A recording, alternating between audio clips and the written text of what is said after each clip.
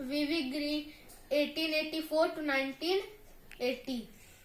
The destiny of India is the destiny of the masses, of the vast population that inhabit this country, and every citizen has a meaningful role in shaping that destiny.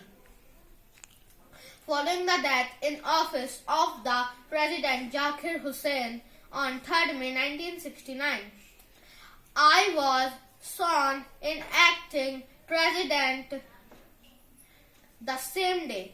I resigned from this post on 20 July 1969.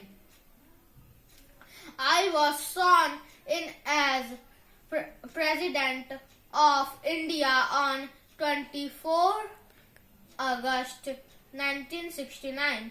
I was also honored with Bharat Ratna in 1975. Thank you.